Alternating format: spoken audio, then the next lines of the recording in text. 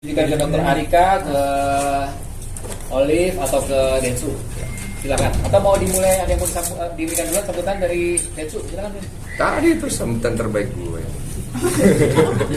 Terima kasih untuk teman-teman wartawan udah hadir hari ini. Kita tadi barusan membagi pengalaman Olive bersama dengan teman-teman pejuang dua garis, bersama dengan Dokter Ari dan Morula. Serta kita juga kepengen menyampaikan banyak poin-poin informasi yang dibutuhkan, karena memang sekarang ini banyak sekali isu tentang infertilasi ya, infertilitas ya. Jadi sulitnya juga untuk punya keturunan. Semoga kisah saya sama Olive juga bisa membantu, memberikan semangat dan juga harapan untuk tidak menyerah. Jadi terima kasih ya, sampai ketemu lagi. Belum. Silakan teman-teman. Olive, mungkin sekarang sudah berapa bulan dan bagaimana ini proses panjangnya sampai hingga sekarang? Kalau prosesnya panjang banget, jadi nontonnya di podcast. Soalnya kalau diceritain sih bisa 2 jam. Intinya aku keguguran 3 kali, terus ini kehamilan aku yang keempat, dan aku hamil dengan bayi tabung bersama dokterku, Dokter Polim. Aku bayi tabung di Morula IVF Jakarta. Gitu. Sekarang udah mendekati 9 bulan. 9 bulan lah. HPL-nya akhir bulan. Akhir bulan ini berarti ya? Iya. Aku pengen nanya tadi kan di situ mengenai kesiapan untuk hamil IVF. Nah, kalau sekarang aku pengen nanya tentang kesiapan si Oli sama Kodensu dalam melahirkan. Apakah nanti bagaimana cara mengelola waktunya dari Kodensu, sama kalau boleh tahu nanti nama anaknya itu siapa dan artinya apa ya? Kamu kepo aja loh. Kalau persiapan waktu kita sih belum bahas terlalu banyak. Cuma kita udah prepare untuk lahiran. Kita lagi nyari jadwalnya Dokter Ari juga. Ya kan, karena memang dari awal Dokter Ari dan Olive nyamannya sama Dokter Ari. Terus masalah pernak-pernik akhirnya kita belajar. Jadi bagaimana caranya mengurus anak yang masih balita segala macam, sampai kebutuhannya apa aja. Masalah pembagian waktu juga kita sudah obrolin. Nanti aku sama Olive yang kita juga akan urus sendiri, dibantu juga dengan suster, tapi akan kita urus sendiri. Jadi kita nggak lepas sama orang lain, dan kita nggak punya ruangan tersendiri untuk babynya, dan nanti tidurnya sama kita karena kita yang urus sendiri. Kesiapan jadi ibunya gimana? Belajar menyusui saya. Kemarin kesiapan jadi ibunya gimana, Ciol? Dan Kodensu juga kemarin sempat juga ngedatangin. Gimana mungkin ceritanya? Ya kalau kesiapan ya siap ya. Gitu. Jadi ya itu mungkin kita ngedatengin bidan buat belajar baby class, itu juga salah satu proses kita mempersiapkan diri. Ternyata banyak pernik-perniknya, saya aja juga baru tahu gitu. Tapi syukurnya tadinya nggak mau divideoin karena memang itu khusus buat belajar. Cuma kita pikir-pikir kayaknya banyak juga yang perlu informasi ini gitu, yang kita bisa share. Dan ternyata memang akhirnya jadi edukasi gratis aja gitu. Kita yang bayar kan. Dokter Ari, mungkin boleh ceritakan nggak sih singkatnya kasus yang dialami Ci Olive, kan sempat beberapa kali gagal sampai akhirnya sekarang alhamdulillah sudah 9 bulan, dan mungkin nanti akan melahirkannya, karena tadi Ci Olive bilang maunya sama Dokter Ari, akan metode apa dan bagaimana? Ya, jadi kalau melihat perjalanannya kan semua sudah pada melihat kan prosesnya begitu panjang ya, mulai dari keguguran pertama, kedua alami ya, kemudian proses bayi tabung juga, keguguran juga lagi, jadi sampai program bayi tabung sampai 4 kali ya kan, dan ini hamil keempat gitu. Jadi memang ada faktor kelainan genetik di pada bayinya yang membuat tidak bisa bertahan, sehingga terpaksa dia harus lahir dan gugur, kemudian baru yang inilah yang bisa berhasil setelah IVF yang keempat. Nah, dalam perjalanan ini ya mohon doanya aja semoga sampai dengan lahir ya semuanya lancar dan baik ya. Babynya ini aneh juga, dia masih muter-muter gitu. Kemarin minggu lalu sungsang, itu kepala, jadi itu normal ya dok? Normal aja, tapi ya memang kadang-kadang kepala itu udah harus dibawa sebenarnya. Kemarin dibawa, tapi sebelumnya sungsang. Nah itu sebenarnya babynya tuh belum masuk benar-benar ke pintu panggul. Jadi kalau dia benar-benar belum masuk ya mungkin kita nggak bisa normal. Berarti mungkin boleh di-update sekalian untuk kondisi kesehatan Ci Olive sendiri sekarang sedang di posisi seperti apa? Kondisinya sih sehat tuh, kuat, saya sudah kuat kan, tapi ternyata dia saya sehat, saya kuat gitu, ya kan?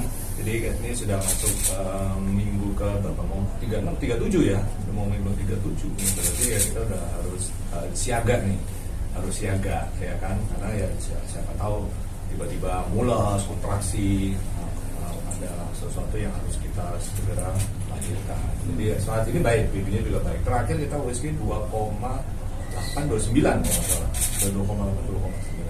Berarti akan metode apa ya dok nanti? Ya kalau babynya memang nggak mau masuk ke pintu panggul, masih goyang-goyang, ya kita nggak bisa normal berarti.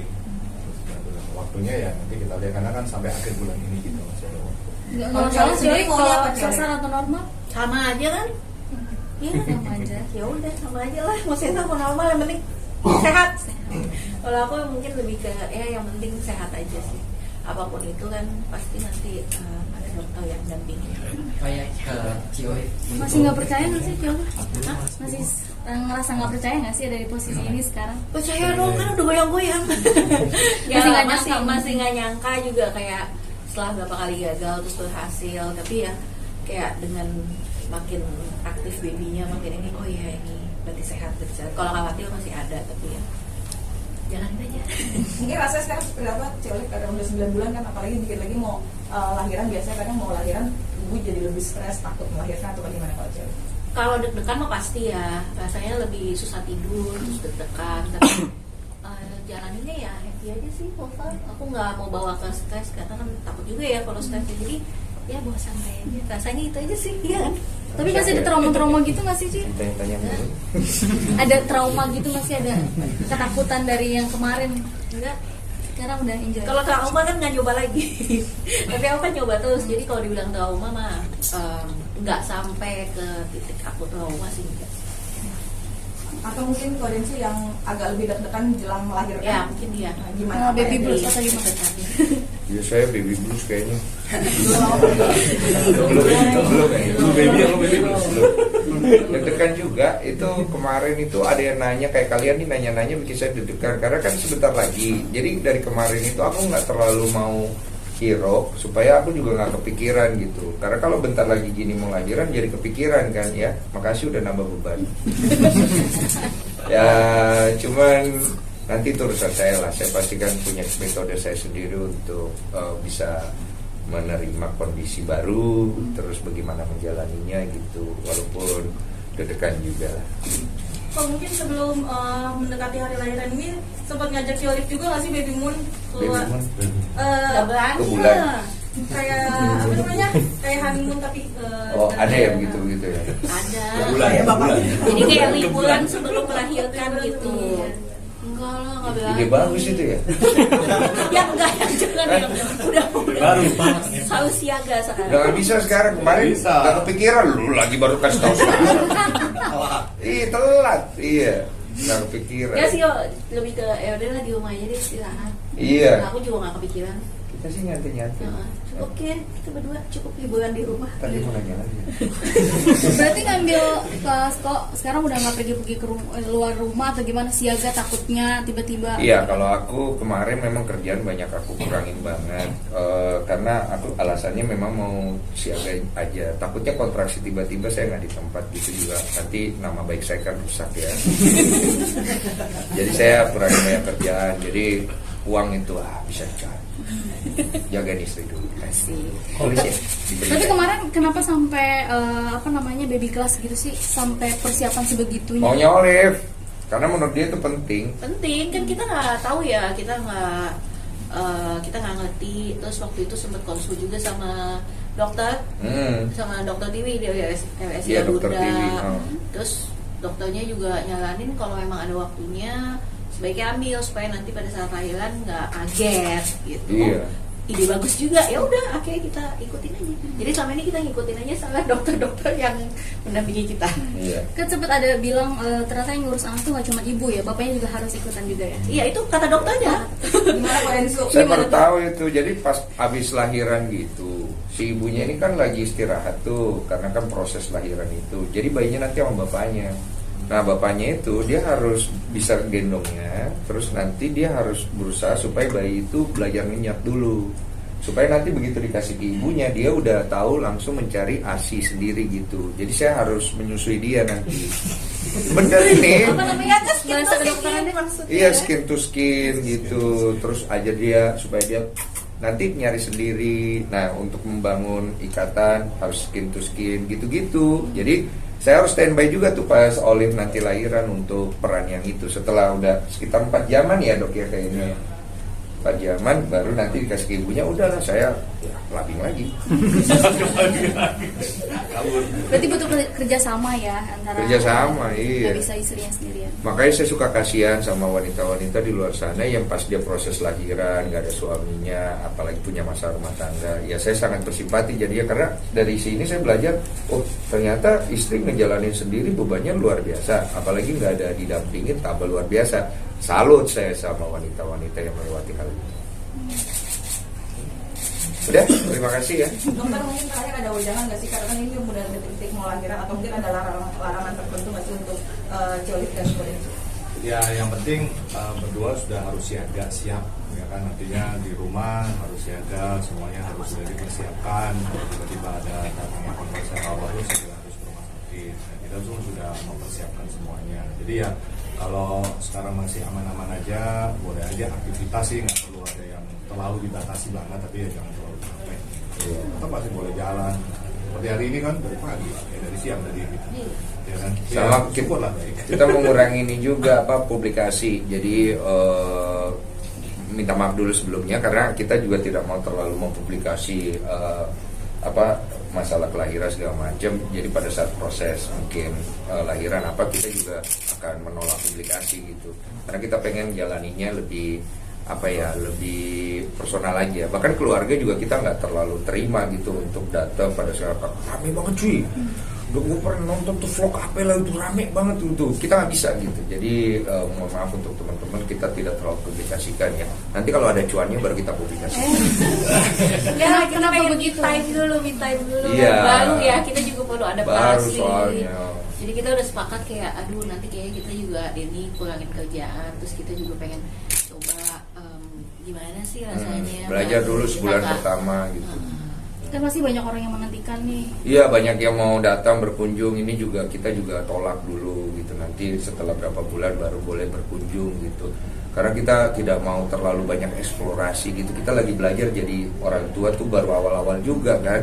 Jadi kita juga pengen menguasai keadaan, nggak mau terlalu cari exposure-nya juga gitu. Tapi untuk nama semua udah disiapin. Nama kita udah siapin, nanti kita mungkin kabarin setelah berapa bulan setelah lahir. Kita lihat kondisi babynya dulu gitu.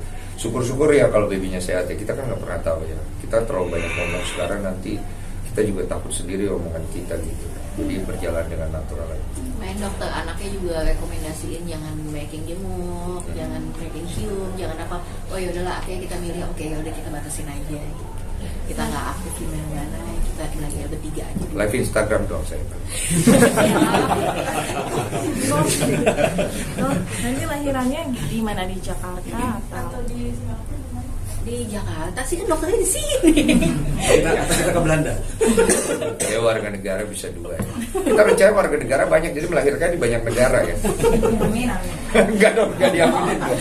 Kok tapi apa ya, udah kepikiran belum apa hal pertama kali yang mau dilakukan ketika anak lahir? Mungkin gue mau ini nih, selebrasi mungkin atau syukur atau gimana? Saya mungkin akan siu ya. Jadi pas anak saya lahir siu. Ini kan Nggak yang ada, dinantikan nggak. banget nih. Nggak Ada ada. nggak momen mau ngapain? Nah, lihat nanti Nggak ada. nanti. Cuman yang tadi dokter bilang kita lebih ke ngikutin aja sih. Dokter bilang kalau udah lahiran harus skin to skin. Iya, itu dulu tuh. Udah sampai situ dulu deh. Gitu. Iya, Sehat sembari dulu aja. cek mamanya sehat, anak sehat udah syukur gitu. Gitu. Habis itu giveaway ya biasanya. Apa yang giveaway? Kalau tapi bisa dibilang ini anak membawa keberkahan banget ya, anak mahal bisa dibilang ya. Amin, ya. Gimana? Hah? Gimana mungkin nih anak udah banyak yang masuk brand-brand, belum lahir aja udah. Ya ada, kita tolak-tolak. Iya sih, karena memang kita ngurangin kerjaan juga. Jadi memang beberapa kita ya udah, tapi banyak banget yang akhirnya kita aduh kayaknya kita belum tahu kita akan publikasi kapan, kita akan apa, jadi kita belum berani ambil komitmen apapun. Kita nggak mau terlalu memanfaatkan keadaan juga sih. Makanya kita tadi bilang mungkin habis itu cuma kita bertiga aja dulu, nggak banyak publikasi lah gitu. Karena anak ini kan kita pengennya tumbuh tanpa ada bayang-bayang kita terlalu banyak, supaya dia bisa mandiri, jadi seperti orang biasa, dia bisa nggak survive dengan keadaan itu. Kan kami juga berasal dari orang biasa-biasa aja, kemudian terkenal gitu kan. Cuma itu jalan Tuhan ya, cuma maksudnya jalan Tuhan buat anak ini nggak tahu. Jadi kita juga nggak mau terlalu pressure dengan menjadikan dia sebagai subjek gitu ya, jangan gitu. Kecuali ada uangnya. Ya. Jadi nanti setelah lahiran bertiga atau ada babysitter yang ikut membantu? Kita kemarin udah coba seleksi sih, cuma gimana pun kita ibu bapaknya pengen lebih involved. Mungkin kalau ada babysitter atau mbak atau pembantu atau bidan atau apapun itu, home care gitu kan, dari keluarga, itu pasti lebih ke support lah ke kita. Tapi yang utama ya pasti aku sama Denny. Iya. Taruh yang bersih-bersih, kita minta bantuan juga pasti, cuma kita turun tangan sendiri. Iya, sebisa mungkin ya kita dulu lah sebagai orang tua. Supaya nanti kalau dia gede kurang ajar kan, saya yang bersihkan dulu kamu itu kan. Saya ganti pupuk kamu ya. Berarti udah bisa ganti popok ya? Udah. Masa dari Densu kemarin pada saat mencoba mengganti popok dan boneka. Kaki boneka itu patah terakhir kondisinya ya. Sampai sekarang belum utuh lagi. Jadi itu pengalaman yang luar biasa. Itu berarti saya harus tahu kalau bayi itu masih sensitif sekali ya, nggak bisa seperti cara saya di vlog yang saya bikin itu. Itu membuat saya jadinya saya harus hati-hati nih karena ringkih. Bagian yang paling sulit buat Ko Densu tuh apa saat latihan kemarin? Ini paling sulit itu megangnya sama ngebedongnya, sama bagian pada saat membersihkan area-area pup itu area situ. Karena anak cewek kan, saya harus bersihkannya gimana, beda sama anak cowok bersihkannya, sama bagaimana makain baju supaya dia nyaman, terus cara megangnya itu sulit tuh. Harus hati-hati itu aja sih. Ada kayak istilah bedong juga nggak sih kayak zaman dulu? Ada bedong. Cuma kemarin kita udah bahas sih, bedong itu kan banyak stigma ya, bahwa kalau nggak dibedong nanti kakinya begini begitu. Nggak juga katanya. Itu tergantung genetika juga sama memang kebiasaan. Tapi baik nggak untuk dibedong? Baik aja untuk menghindari serangga, supaya posisinya dihangat dan lain-lain gitu. Berarti itu akan diterapkan di bayi kalian nanti? Mungkin tidak ya. Iyalah. Tapi sejauh ini ada perubahan nggak sih dari kau sendiri sama Cici sendiri sebelum menjadi ibunya? Udah kelihatan belum sih? Perubahan. Mungkin udah perubahan. Aku kan lihat di perubahan. Bukan secara fisik, mungkin secara udah kebapaan banget nih. Ada perubahannya atau gimana nggak sih? Saya dari kemarin menyusui orang mulu. itu kelihatan ya. Sama pengen menyusui aja. Bener tuh Ci. Aku nggak kepikiran ya. Kok ada berubah nggak? Mungkin lebih apa sekarang? Aku Protektif Apa? Ya begitu aja sih. suka kesurupan saya sekarang katanya. Iya. Enggak sih, aku orangnya nggak yang mikir ini jadi begini jadi gini. Aku yang orangnya Nggak, akunya ada perubahan. Ada perubahan nggak? Ada nggak sih? Lebih. Aku nggak yang Dia kurang peduli sama suaminya. Lebih perhatian mungkin. ya perhatian ya pasti, tapi jadi itu normal ya. Kalau istri hamil kan suami lebih perhatian. Maksudnya nggak ada yang sampai signifikan sampai harus kayak ini begini banget, enggak sih. Cuman pas lagi hamil dia sempet ngidam-ngidam juga nih. Iya, gue jalan ikut jalan. ngidam-ngidam tuh pas dia hamil berapa bulan, 7 ke 8 itu. Gue jadi kepengen ke clubbing. Itu hobi. Hobi ya? Hobi.